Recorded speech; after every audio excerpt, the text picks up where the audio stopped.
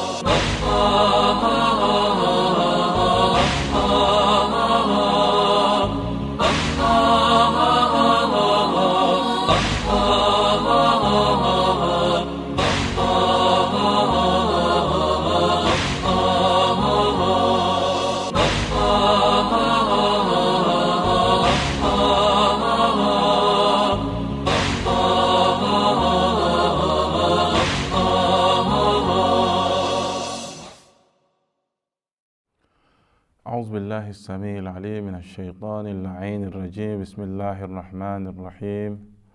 الحمد لله رب العالمين بارئ الخلائق أجمعين باعث الأنبياء والمرسلين، ثم الصلاة والسلام على أشرف المرسلين حبيبي وحبيب إله العالمين أبي القاسم المصطفى محمد وعلى آل بيته الطيبين الطاهرين. Mes chers frères et sœurs, Assalamu alaikum wa rahmatullahi ta'ala wa barakatuh. Nous sommes dans le cadre du dogme islamique. Comme prévu, mes chers frères et sœurs, nous avons commencé en réalité de parler de ce qui concerne Allah subhanahu wa ta'ala par son existence jusqu'à ses attributs. Dans la séance passée, nous avons parlé de l'attribut d'Allah subhanahu wa ta'ala dans la gestion de l'univers. Donc en réalité, mes chers frères et sœurs, il faut comprendre que lorsqu'on dit Allahu Rabbus samawati wal ard, c'est qu'il est celui-là même qui gère l'univers entier. Il est le gestionnaire en quelque sorte des cieux et la terre. Dans ce cadre-là, cela est mentionné dans plusieurs versets que nous avons relatés sitôt, l'une de ces versets. Et en ce qui concerne en réalité la question qui se pose à ce sujet, c'est une question aussi d'une importance capitale. Si c'est Allah subhanahu wa ta'ala qui gère tout ce qui se trouve dans ces bas mondes et dans les cieux, et comment nous pouvons essayer d'évaluer, de valoriser, je vais m'exprimer ainsi, les actes que nous posons sur cette terre, s'il s'agit des actes d'Allah subhanahu wa ta'ala. Pour répondre à cette question, il y a certaines personnes qui se sont attardées à dire concernant le commentaire de ce verset coranique, ce qui dit Allahu khaliqu kulli shay, donc Dieu, il est le créateur de toutes choses. Et ça fait partie de ces choses, le fait que l'être humain puisse gérer ses propres affaires, ça fait partie de ces choses, sa vie individuelle, la vie sociale, etc., ses économies. Il s'agit là de la gestion d'Allah subhanahu wa ta'ala. L'être humain n'a rien à faire, mais c'est seulement que Dieu qui intervient directement. Et dans les émissions passées, mes chers frères et sœurs, nous avons essayé de répondre à cette question disant que c'est vrai, Allah, il est le créateur de ces bas mondes, tout ce qui contient entre le ciel et la terre, donc sous la terre, dans les cieux, bien sûr. Mais Allah subhanahu wa ta'ala, il a créé ainsi, mais il a donné la gestion de certaines affaires de façon continuelle ou qui est rattachée, cette décision qui est rattachée, lui, à sa propre volonté, qui a confié soit aux anges. Et c'est ce que nous avons rencontré dans le Saint-Coran, que Allahu yatawaffal anfus, lorsqu'on parle que c'est Dieu qui opte, qui retire les âmes, et aussi il a dit qu'il a essayé de déléguer l'ange de la mort pour retirer les âmes. Donc entre ces deux versets, il n'y a pas d'opposition, mais c'est plutôt un relais de la part d'Allah subhanahu wa ta'ala et jusqu'à un ange de la mort qui est Azraïl. En réalité, mes chers frères et sœurs, il n'y a pas d'opposition. Parce que lorsque vous regardez ce monde, vous allez trouver la gestion de ce monde se divise en deux parties. Il y a ce qu'on appelle At-Tawhid al-Rubub Istiqlali, c'est-à-dire que l'unicité dans la gestion des affaires de ce monde de façon indépendante. C'est-à-dire que quoi? Sans l'intervention ni d'ange ni d'être humain. Et il y a ce côté aussi, l'unicité de Dieu dans la gestion de ce monde de façon relative. Je veux dire par là de façon relative, c'est comme si c'est donné à l'être humain, en réalité, de gérer ses propres affaires avec ses propres volontés, etc. Dieu, il est le gestionnaire de ce bas monde. Mais dans cette gestion, ça fait partie qu'il puisse donner la volonté à l'être humain et l'être humain puisse mettre à l'usage cette volonté pour que réellement qu'il soit responsable de tout ce qu'il va poser et profiter d'ailleurs des actes positifs qu'il va essayer de poser dans ce bas monde, qui vont en paix, en harmonie avec les recommandations divines. Donc en réalité, lorsque vous regardez le monde est géré de la sorte. C'est un relais à partir de Dieu qui est descendant vers nous. Les anges ont une part, Dieu a une part, les êtres humains aussi ont une part à ce qui concerne la gestion de ce monde et leurs propres affaires.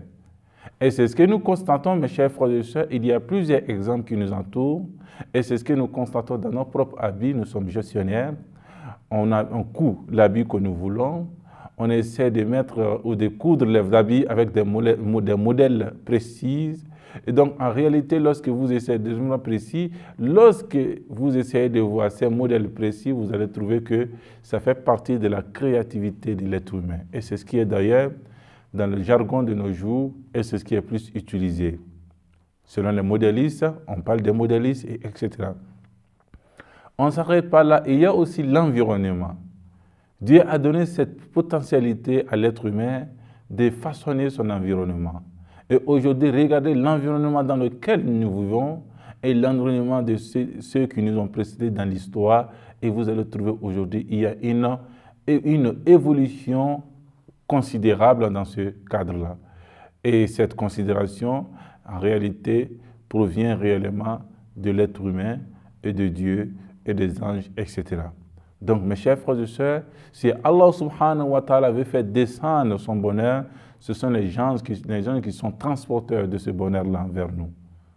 Donc, lorsque le bonheur arrive vers nous, la subsistance, la vie et la santé, mes chers frères et sœurs, donc en réalité, c'est comme si nous sommes en train de poser en tant que des êtres responsables des actes. Mais Allah subhanahu wa ta'ala aussi en train de nous donner cette volonté, il nous donne cette volonté en réalité pour qu'on puisse réellement être des responsables dans ce sens-là. Donc,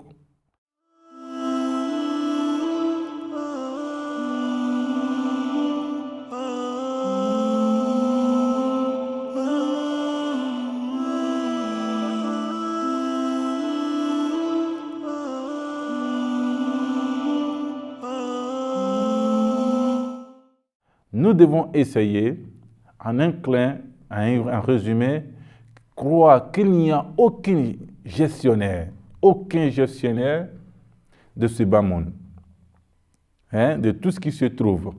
Il n'y a aucun gestionnaire en dehors de Dieu, et c'est ce qui veut dire l'unicité de Dieu en réalité dans la gestion de ce bas monde et dans ses affaires. Donc, en réalité, lorsque vous regardez cette gestion, ça vient étape de façon graduelle, étape par étape.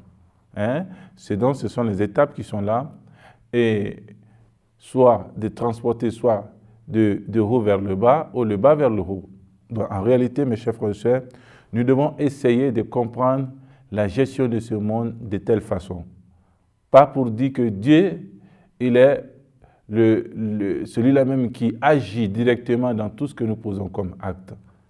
C'est tout à fait une erreur de considérer Dieu dans ce sens, parce que lorsque nous faisons des péchés, c'est comme Dieu il est en train de poser ses péchés, qu'ils soient exaltés complètement. Et lorsqu'on pose des actes de bonnes œuvres, c'est comme Dieu il est en train de poser ces œuvres-là. Donc, c'est comme si Allah subhanahu wa ta'ala, c'est lui qui pose les œuvres et il se donne lui-même des recommandations. Il s'interdit des choses et il se donne des recommandations. L'être humain n'a qu'un choix, donc l'être humain est là comme un robot. Non, ce n'est pas l'enseignement de l'islam. L'enseignement authentique de l'islam, c'est que nous sommes des êtres volontaires. Nous avons des volontés et nous devons forcément jouir de cette volonté. Cette volonté n'est pas dissociable de la volonté d'Allah subhanahu wa ta'ala. Donc nous avons expliqué que la volonté de Dieu est de telle sorte que nous soyons vraiment des actes qui puissent être, que des personnes qui peuvent être répondre directement aux actes que nous puissions poser. Donc la responsabilité, on ne peut exprimer la responsabilité que dans le cadre lorsque nous avons choix d'agir et de ne pas agir. Et c'est ce que le Coran nous dit. Inna hadaynahu sabilayn, imma shakiran wa imma kafura. Nous avons essayé de guider l'être humain sur les deux voies. Les deux voies, c'est-à-dire que imma shakiran, soit il devient reconnaissant envers Dieu, c'est de respecter la recommandation d'Allah subhanahu wa ta'ala, ou kafura, où il devient rebelle totalement à tout ce que Dieu a accordé comme subsistance, la vie et l'intelligence, lui et la vue, et etc. Il devient rebelle à Allah subhanahu wa ta'ala, que le Seigneur nous en garde. Donc en réalité, mes chers frères et sœurs, nous devons comprendre la gestion de Dieu, l'unicité de Dieu dans la gestion de ce monde. Nous devons comprendre sur cette formule-là. Et c'est ce qui est réellement la formule authentique et c'est ce qui rend nous responsables devant Dieu. Et d'ailleurs, lorsque vous regardez le Coran ne fait que qualifier ceux qui posent des bonnes œuvres. Donc s'il y a qualification, c'est qu'il y a quelque part un choix d'agir ou de ne pas agir, ou de laisser ou de partir vers. Donc en réalité, mes chers frères et sœurs, vous êtes d'accord avec moi que dans ce sens-là, nous devenons catégoriquement responsables de tout ce que nous posons dans ce bas monde-là. C'est pour cette raison que nous avons signifié cela. L'âge de la puberté, cela veut dire que quoi?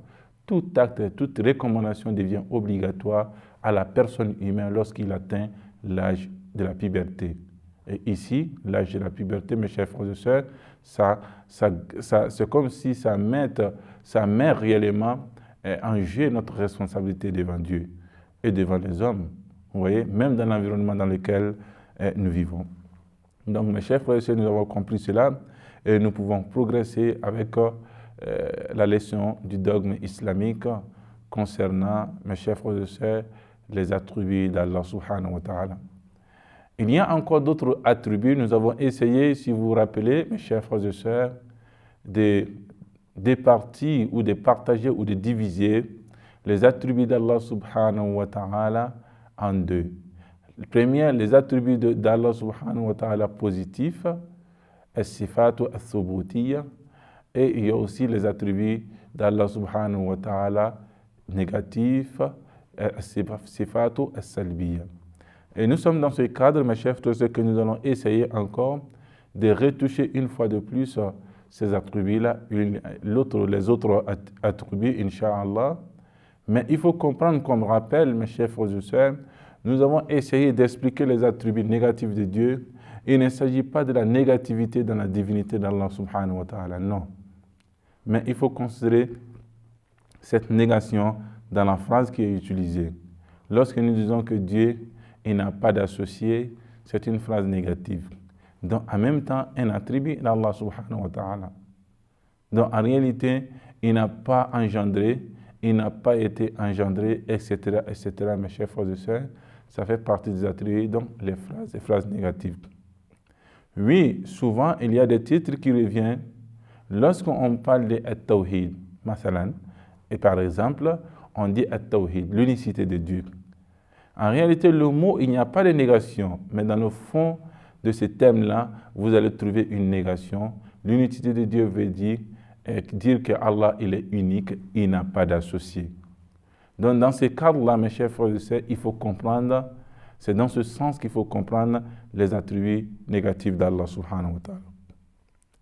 Et ici, il faut comprendre que si nous acceptons les attributs négatifs, parmi les attributs qui soient vraiment applicables à Allah subhanahu wa ta'ala, cela va nous amener réellement à nier beaucoup de choses concernant Dieu, le très haut.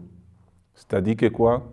Si nous acceptons réellement que Dieu il a un associé, s'il a un associé, cela veut dire que lorsque nous avons dit qu'il y a l'existence par obligation qui est imposée, imposable en réalité, donc en réalité cette existence n'aura pas de valeur. Parce que nous avons défini que cette existence, d'abord, elle est absolue. Cette existence, elle est absolue. Il n'a besoin d'autre chose. Il est la cause principale de toute chose que nous voyons, toute créature. Et il n'a pas de début ni de fin. Donc lorsque nous parlons qu'il a un associé, mes chers frères et sœurs, c'est ce que de mettre fin à la démarche que nous avons prise pendant ce temps. Donc en réalité, Dieu, il a ces attributs négatifs que nous pouvons aussi énumérer. Dieu, il n'a pas de corps physique.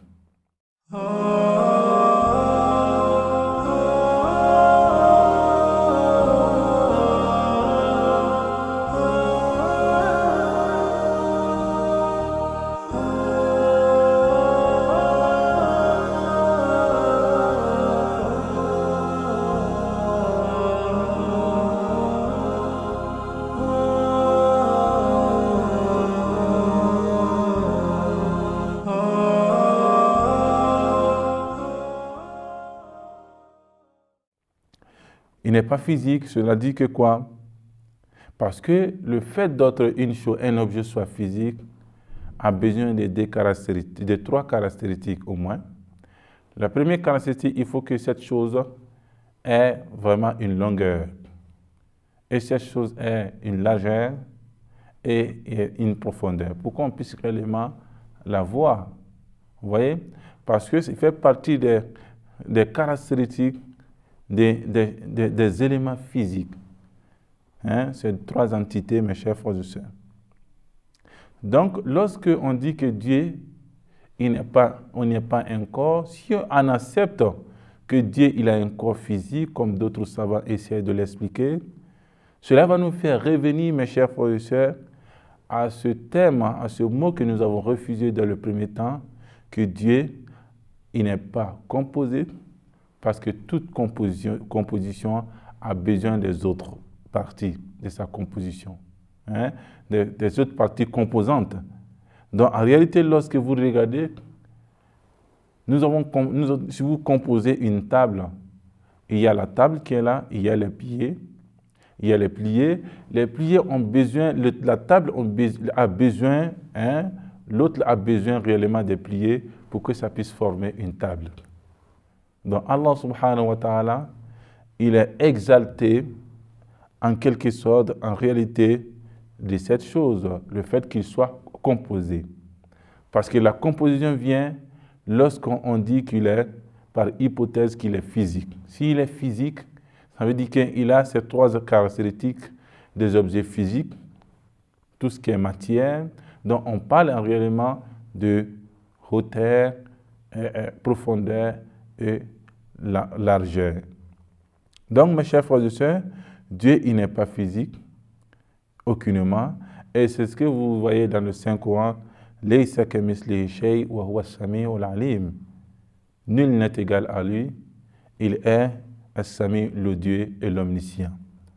Donc, Allah subhanahu wa ta'ala, tout à fait, lorsque nous essayons de dire que Dieu, il est physique, cela nous fait revenir encore parce que chaque chose matérielle, lorsqu'on dit physique, a besoin d'une place, hein, qu'il faut se poser, qu'il se doit de se poser sur cette place. Allah subhanahu wa ta'ala aurait besoin, en quelque sorte, mes chers frères et sœurs, d'une place. Alors que nous avons dit qu'il est cette existence absolue, que toute créature, par possibilité, a besoin de lui, il n'a besoin aucunement d'aide d'autre chose, ni d'être composé parce qu'il est simple, etc. Et c'est ce que vous verrez avec nous, mes chers frères et sœurs, avec les hadiths d'Imam Rida alayhi salam.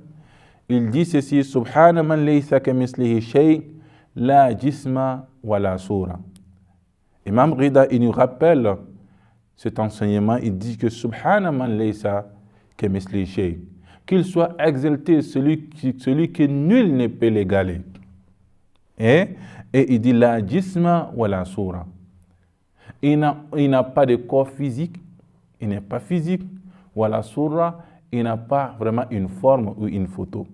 En réalité, mes chers frères et sœurs, ça c'est l'essence et la définition des Ahlul Bayt alayhi salam concernant Allah subhanahu wa ta'ala. Dieu aussi, il ne se trouve pas dans les directions. Cette direction en face, Dieu ne se trouve pas là, qu'il soit absent de l'autre côté. Dieu, il remplit toutes les directions. Sa grandeur couvre toutes les directions. Dieu n'a pas de direction. Oui, quelque part, dans les autres religions, telles que le christianisme, il est expliqué quelque part la réincarnation, où je vais parler de Al-Hulul. Vous voyez, que Dieu puisse réellement s'incarner à un être physique et venir sur cette terre. Donc lorsqu'il est physique, il a besoin de ce corps physique. Il a besoin de la terre pour marcher. Il a besoin de vivre comme nous. Mes chers frères et sœurs, il devient alors besogneux qu'il a besoin de sa propre créature.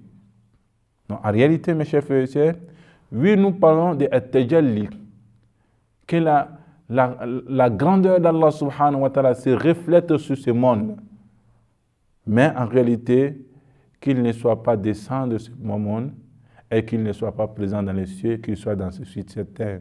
Mes chers frères et sœurs, cela n'est pas l'enseignement islamique que Dieu remplisse tout espace et il est au-delà du temps. Il y a encore un autre attribut négatif d'Allah subhanahu wa ta'ala. Lorsqu'on parle que la composition de Dieu, on dit que Dieu, il y a une union entre des molécules.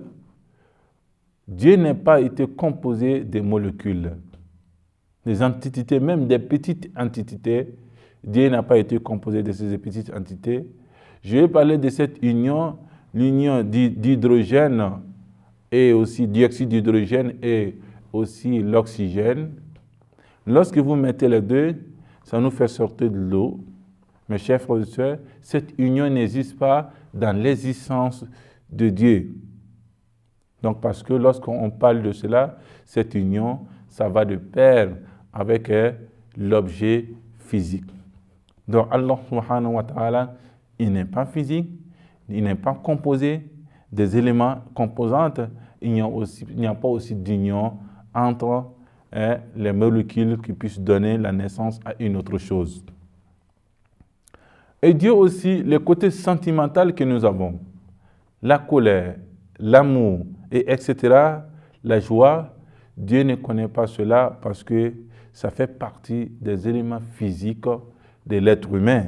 Donc ça vient des événements et les événements sont d'ailleurs le produit des physiques. Et effectivement, mes chers frères et sœurs, Dieu n'est pas composé de ces sentiments et que nous savons, le cœur, lorsque nous sommes fâchés, le corps se bat très vite, et etc., etc., etc.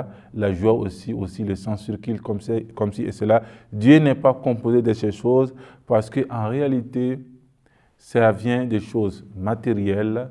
Si c'est matériel, c'est composé. Si c'est composé, ce n'est pas Dieu, mes chers frères et sœurs. Ça fait partie des attributs d'Allah subhanahu wa ta'ala. Tous ces éléments que nous avons relatés, donc les attributs d'Allah subhanahu wa ta'ala négatifs. Donc, mes chers frères et sœurs, et je vous verrai, Inch'Allah, dans la séance prochaine. Wassalamu alaikum wa rahmatullahi ta'ala wa barakatuh.